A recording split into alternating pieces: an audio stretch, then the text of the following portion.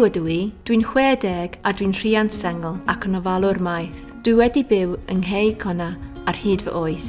Mi nes i benderfynu dod yn ofalwr maeth tua 15 mlynedd yn ôl.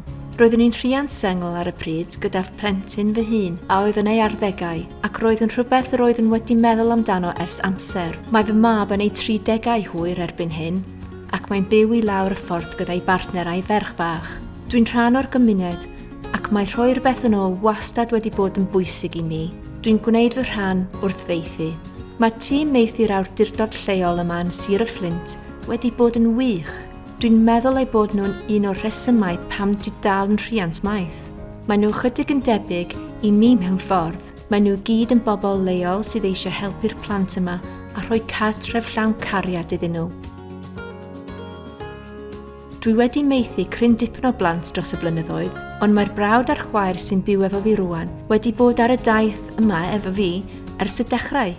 Mae nhw wedi cael dechrau anodd mewn bywyd. Roedd ei mam yn teimlo bod bywyd ychydig yn anodd ac felly doedd hi ddim yn medru ymdopi ac roedd angen oedolion eraill ar y plant i ofalu amdanyn nhw.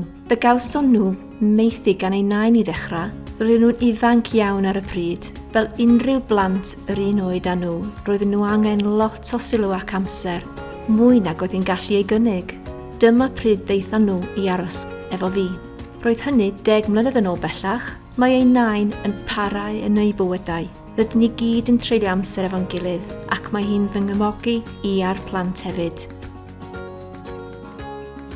Dwi'n meddwl ei bod yn bwysig eu bod nhw wedi cael y cysyndod a'r sefydlogrwydd yna yn ei bywydau. Dwi'n gwrando arnyn nhw. Dwi'n eu caru nhw. Da ni wedi cael diwrnodau anodd a dyn ni wedi dod trwy hynny efo'n gilydd. Yn fwy na dim, fe fyddai bob amser yn brwydro drostyn nhw. Maen nhw'n tyfu i fod yn bobl ifanc gwych, a nhw ydy'r rheswm pam dwi'n maethu.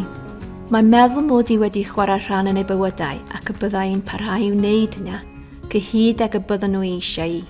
Wel, mae hynny'n gwneud i mi deimlo'n wych.